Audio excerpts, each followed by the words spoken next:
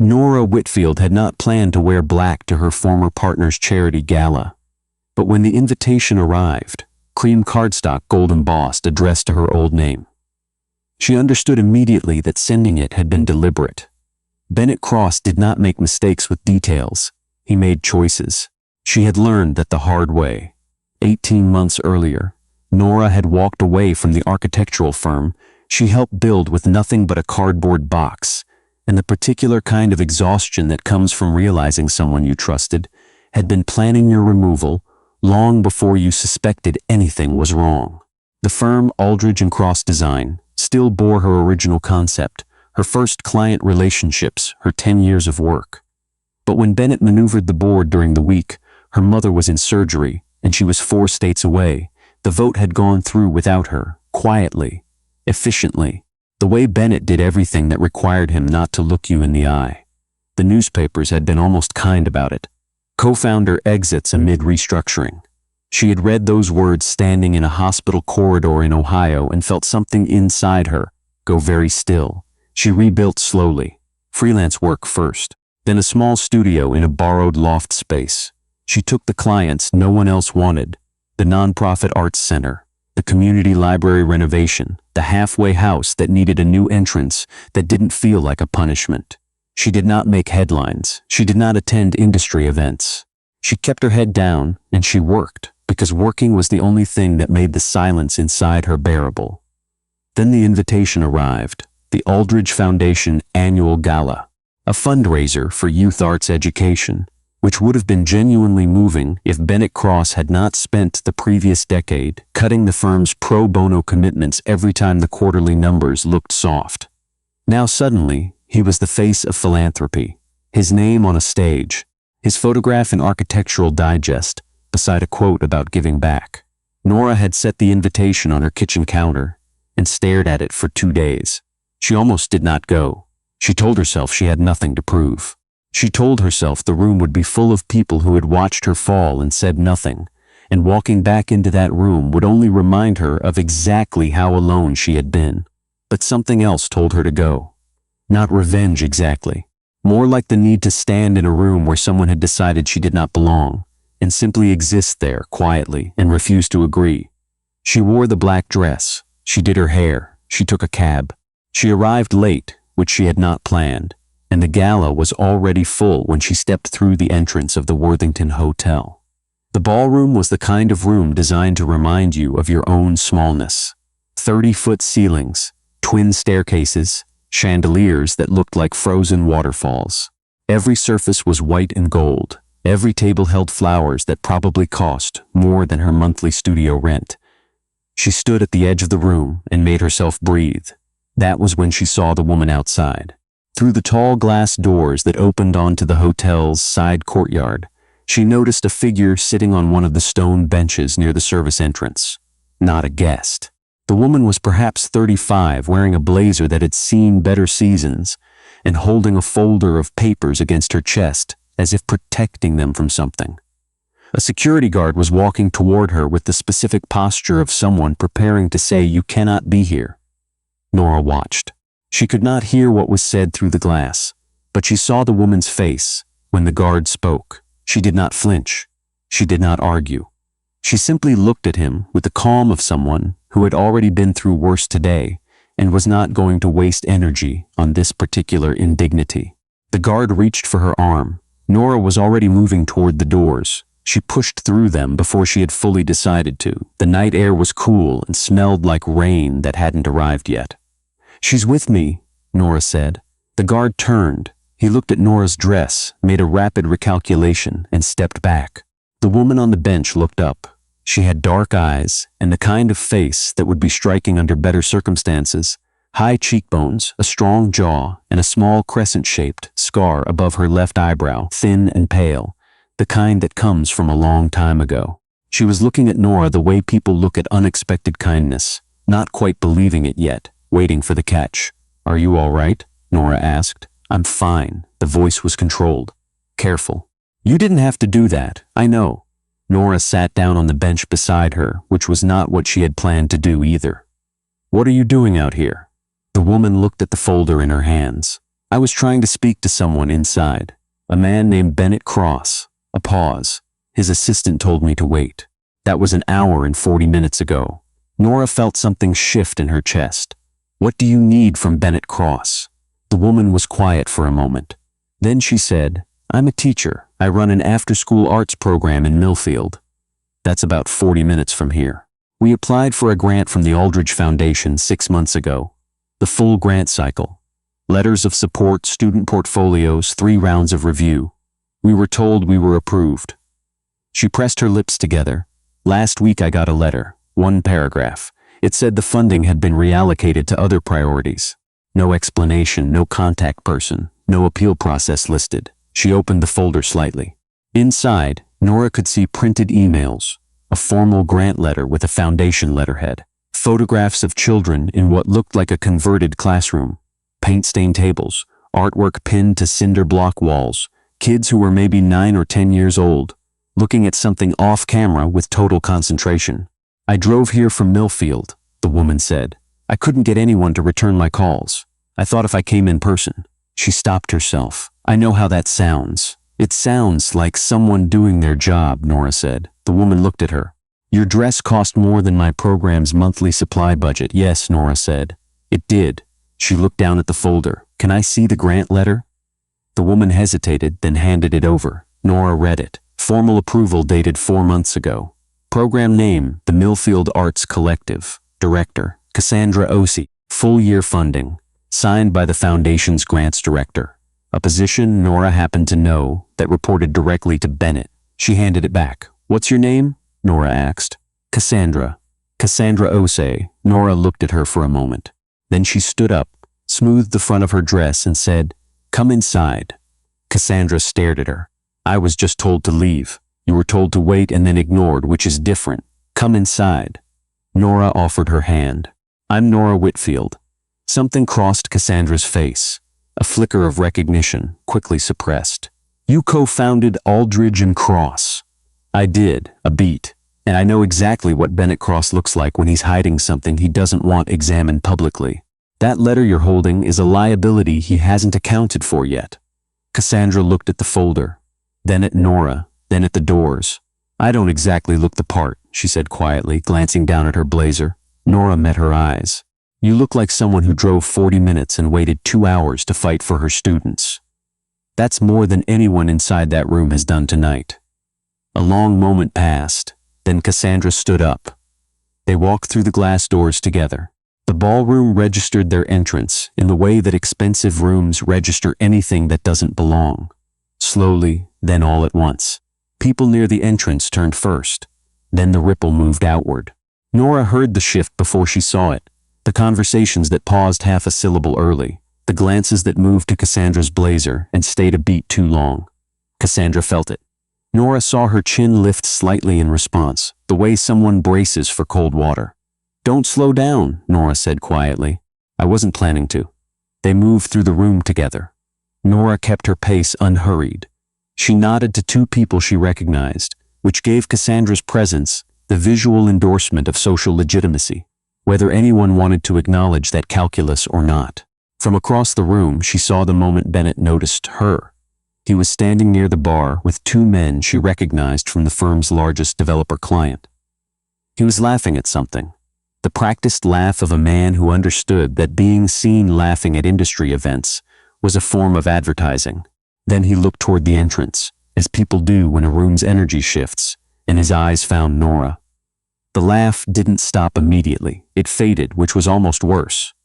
Like watching a light flicker before it goes out. He recovered quickly. He always recovered quickly. That was the thing about Bennett Cross. He was extraordinarily good at the surface of things. Nora led Cassandra toward a quieter section of the room near one of the tall windows. She signaled a passing server, took 2 glasses of water, and handed one to Cassandra. He saw us, Cassandra said. Yes. He doesn't look happy. No. Nora looked toward the bar where Bennett had already turned back to his conversation, performing normalcy. He'll come over when he thinks he's chosen the moment. He likes to control the approach. Cassandra turned the water glass in her hands. Why are you helping me? You don't know me. Nora thought about that honestly. Because I know what it feels like to do everything correctly and still have someone move the target after the fact. And because I'm tired of watching people in expensive rooms pretend not to see things that are inconvenient. Cassandra was quiet. Then, they pulled the grant the same week I told them I wanted to expand the program to a second location. I don't know if that's connected. Nora looked at her. That's not a coincidence. Before Cassandra could respond, a voice arrived at Nora's shoulder, warm, deliberate, wrapped in old money and newer ambition. Nora.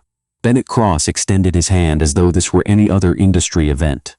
He was taller than she remembered, or maybe she had simply stopped thinking of him as someone physically present in her life. He had silver at his temples now. He wore it with satisfaction. I didn't expect to see you here. You sent me an invitation. A brief pause. I did. I hoped you'd come. He smiled with everything except his eyes. It's good to see you moving forward. Your studio work has been, a slight calibrated hesitation, admirable. The word admirable was precisely chosen. It meant small, peripheral, not quite serious. Nora smiled back with equal precision. This is Cassandra Osei. She runs the Millfield Arts Collective. She watched Bennett's face as she said it. The micro-expression, so brief most people would miss it, of a man who has just been put in a position he did not expect. You approved her program for a full-year foundation grant 4 months ago. She received a retraction letter last week with no explanation. Bennett shifted his weight slightly. Grant decisions are reviewed on a rolling basis, the team. She has the approval letter, Nora said. Signed. Dated. Foundation letterhead. Cassandra opened the folder calmly and held it out. Bennett did not take it. He looked at it, then looked at Cassandra with the particular expression of someone deciding which version of condescension to deploy. Miss Osei, I appreciate you coming in person, but this really isn't the appropriate venue for. You've been ignoring my calls for 3 weeks, Cassandra said. Her voice was even. She was not angry, which was somehow more powerful than anger. This is the first time anyone from this organization has been willing to stand in the same room as me. Several people nearby had stopped pretending to talk to each other. Bennett glanced around, registered the audience, and recalibrated. I understand your frustration. If you'll leave your contact information with my assistant. She already did, Nora said. 6 times. The room was quieter now, not silent. This was a gala. There was music. There were servers moving between tables. But the conversations within 20 feet of them had gone thin and cautious. Nora recognized the quality of the silence. She had been in enough boardrooms to know what it sounded like when people were listening while pretending not to. Bennett turned to Nora, and for a moment the performance dropped, just slightly, just enough for her to see the actual man underneath, the one who had waited until she was in an Ohio hospital corridor to schedule the vote, who had built a charity event on the back of values he did not hold. This is not the place, he said quietly, and in his voice was the old assumption that she would agree, that she would be reasonable, that she would protect the surface the way she always had, because that was what she had always done. No, she said, it isn't. You should have answered her calls. Bennett straightened. He looked at Cassandra once more, a look that was supposed to telegraph her insignificance, and instead only telegraphed his discomfort. Then he turned and walked back toward the bar. Cassandra watched him go. She let out a breath that was not quite a sigh. He'll have someone call me tomorrow with a reason that sounds official, she said. Maybe, Nora said. But 12 people heard this conversation, and at least 4 of them fund other arts organizations, which means he now has a reputational calculation to make. Cassandra looked at her sideways. You've done this before. I've watched him do it to other people before. It's different. Nora turned away from the bar. Tell me about the program. So Cassandra did. She spoke for a while, about the converted storage room that became a studio, about the school district that had cut its arts budget 3 years running, about the Tuesday afternoons when 18 kids showed up with backpacks and charcoal sticks and stayed until dark because they didn't want to go home to empty houses. She spoke without self-pity and without performance, the way people speak when they're describing something real. Nora listened, not politely. Actually, the approval letter came on a Thursday, Cassandra said. I cried in my car. I'd been running the program on a shoestring for 2 years. The grant was supposed to cover supplies, a second instructor, and the deposit on a proper space. I told the kids the following week. She paused. I had to untell them. Nora said nothing for a moment. Then, how much was the grant? $42,000. Over the full year. Yes. Nora looked across the ballroom, at the chandeliers, at the flower arrangements, at the silent auction table where a weekend in Aspen was going for $6,000. Stay here a moment. She crossed the room. The person she was looking for was standing near the far window, holding a glass of champagne and talking to someone Nora didn't recognize. His name was Frederick Okafor, and he was one of the 3 people in this room Nora had maintained an honest relationship with after everything fell apart. He ran the Okafor Family Foundation. He had called her the week she left the firm, not to offer condolences, but to ask if she wanted to go over her options. She had not forgotten that. He turned. His face opened with genuine warmth. Nora, I didn't know you were coming. Last-minute decision. She glanced back toward where Cassandra was standing alone, still holding the folder. I need 5 minutes, and then I need you to talk to someone. Frederick followed her gaze. Who is she? Someone who drove here from Millfield tonight to fight for a program Bennett Cross approved and then quietly pulled. Frederick looked at her steadily. Pulled after approval? Signed letter. 4 months ago. He was quiet for 1 second. Does she have documentation? She has everything. Frederick handed his champagne to the person beside him. Introduce me. When they reached Cassandra, Frederick extended his hand before Nora had finished the introduction. Frederick Okafor, I'd like to hear about your program. Cassandra looked at Nora briefly, a look that asked, who is this? And Nora said, he runs a foundation, a real one. Cassandra turned to Frederick and began to talk. Nora stepped back slightly. She was not the center of this. She had never needed to be. From across the room, she felt Bennett's eyes on her. She did not look at him. She watched Cassandra speak, watched Frederick's expression move from polite interest to something sharper and more focused as he asked questions about enrollment numbers and demographic reach. At one point, he asked to see the grant letter, the original approval, and Cassandra handed it over without hesitation. Frederick read it the way people read things they intend to act on. Then something happened that Nora had not expected. A woman approached from the direction of the registration table. She was perhaps 70, elegantly dressed, with the specific kind of stillness that comes from being very accustomed to being listened to. Her name, Nora realized a moment after she arrived, was Aldridge, Margaret Aldridge, the founding family, the woman whose name was on the building. She had been at this gala every year for 30 years, Nora knew, and she had slowly handed operational control of the foundation to a hired board, of which Bennett was the latest and most self-promotional member. Margaret Aldridge stopped beside Frederick, looked at the letter he was holding, and said, "What is this?" Frederick handed it to her without speaking. She read it. "This is our letterhead," she said. "Yes, ma'am," Cassandra said quietly. Margaret looked at Cassandra over her reading glasses. Her gaze moved with the precision of someone who had spent decades evaluating people quickly and accurately. "You run the program that received this grant?" "Yes," and then received a retraction letter with no reason given.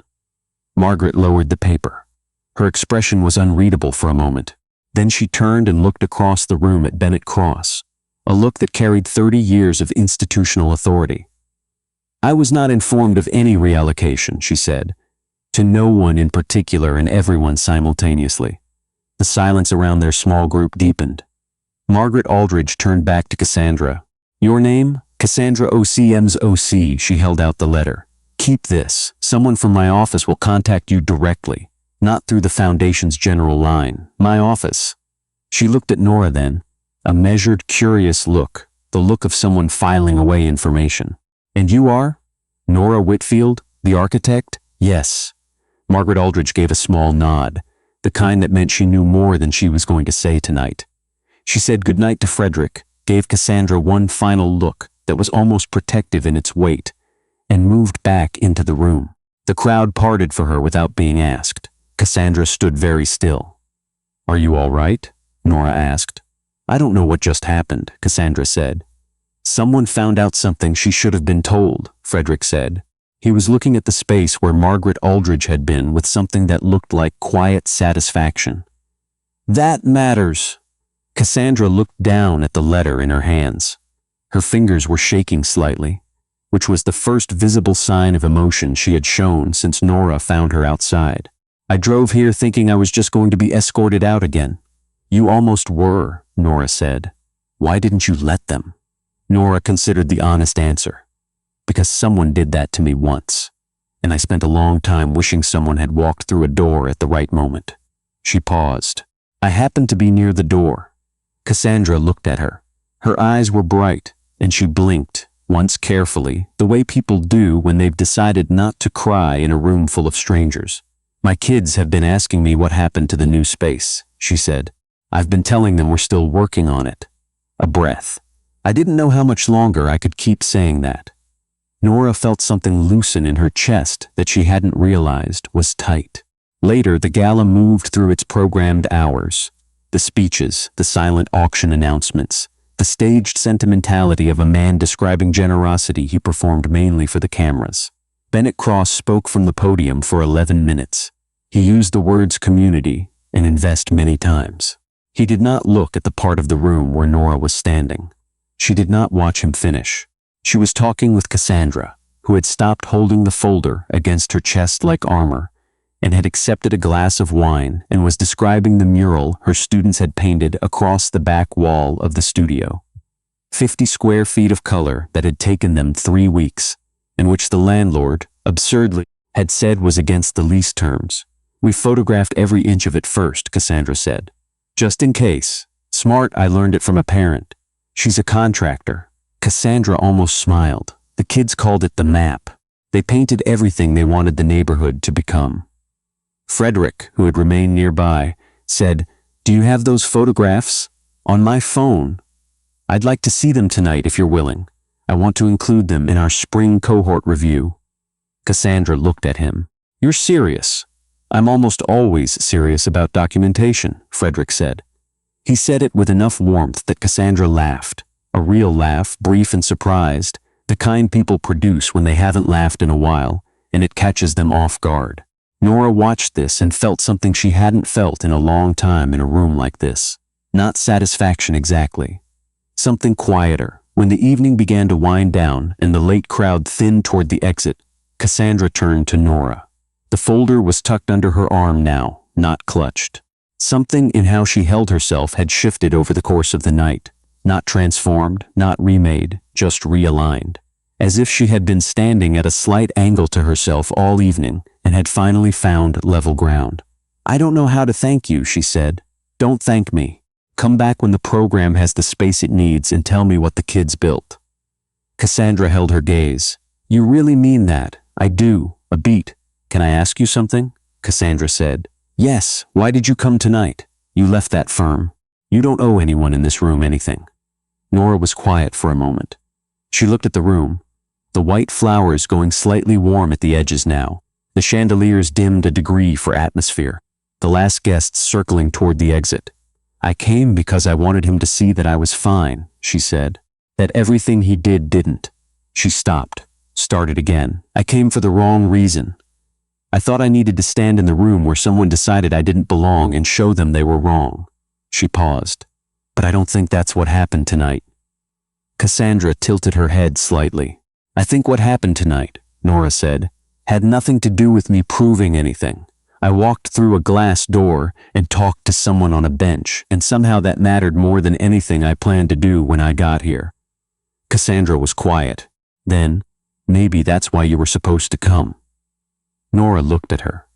It was the kind of thing that could have sounded trite and didn't. "Maybe," she said. They walked out together through the main entrance, past the same guard who had been walking toward the service courtyard an hour and a half earlier. He held the door without comment. The night outside was cooler now, and the rain that had been threatening all evening was just starting. Light and fine, barely more than mist. Cassandra stopped at the top of the steps. She looked up at the sky for a moment. "My program is going to survive," she said. Not like a question, not like hope. Like someone saying a thing out loud because it has finally become true enough to say. "Yes," Nora said, "it is."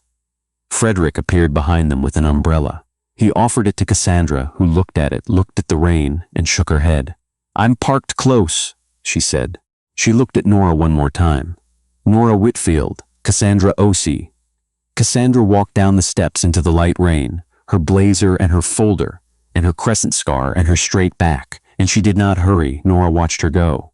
Behind her, through the hotel's glass doors, she could see Bennett Cross still in the ballroom, shaking hands, wrapping up, performing the end of the evening with the same professional ease with which he had performed the rest of it. He was very good at that. But Margaret Aldridge was no longer in the room. She had left early, Nora noticed, quietly, the way people leave when they have something more important to attend to. In the weeks that followed, Nora did not hear from Bennett. She had not expected to.